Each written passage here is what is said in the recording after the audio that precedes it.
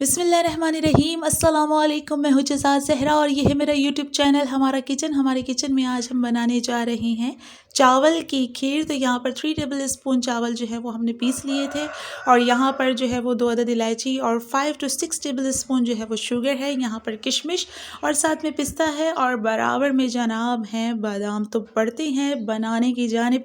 तो यहाँ पर पहले ही मैंने दूध जो था वो बॉयल करके रख लिया था और अब हम इसमें ऐड कर देंगे वो 2 अदद इलायचियाँ। ठीक है जी, 2 अदद इलायची यहाँ पर आप देख सकते हैं। ठीक है, ये हम इसमें इस तरह से डाल देंगे। डालने के बाद तकरीबन 2 से 3 मिनट बाद जो है जनाब हम जो हमने चावल पीस लिए थे वो चावल और चीनी जो है हम डाल देंगे। अच्छा जी, आप पहले चावल डाल दें या चीनी डाल दें क्योंकि डालने तो साथ ही हैं।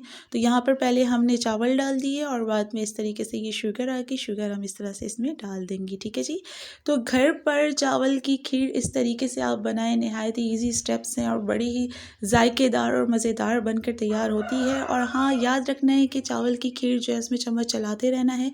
तो यहाँ पर मैं पूरी वीडियो जो है वो आपको नहीं दिखा सकती क्योंकि फिर वो बहुत बड़ी वीडियो जो है वो बन जाएगी। तो यहाँ पर मैंने जल्दी जल्दी आपको स्टेप्स, ईजी से स्टेप्स बताने थे कि चावल की खीर बनकर किस तरीके से तैयार होती है। तो तकरीबन अल्हम्दुलिल्लाह ये खीर बन चुकी है और थोड़े से जो है वो ड्राई फ्रूट्स हमने इसमें ऐड कर दिए थे। तो इन स्टेप्स को फॉलो करते हुए आप जो है वो चावल की खीर घर पर बासानी ईजीली तैयार कर सकते हैं।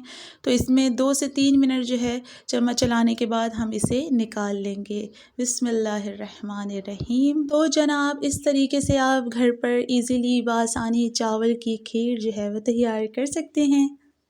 तो जनाब इसी के साथ आप वीडियो को लाइक एंड सब्सक्राइब कर दिया करें और अपने अहबाब, दोस्त, रिश्तेदारों के साथ वीडियो को शेयर भी कर दिया करें। तो आपके यकीन जानिए कमेंट्स पढ़ के नहायत ही दिली सुकून होता है, बड़ी खुशी होती है और एक हिम्मत से मिलती है। तो यहाँ पर जो हमने ड्राई फ्रूट्स थे वो मतलब जो थोड़े से हमने ड्राई फ्रूट्स बचा लिए थे वो हम इस तरीके से इस पर डाल देंगे। ठीक है जी, ये आ गए किशमिश और यहाँ पर आ गए बादाम। ठीक है जी, इस तरीके से हम इस पे डाल देंगे।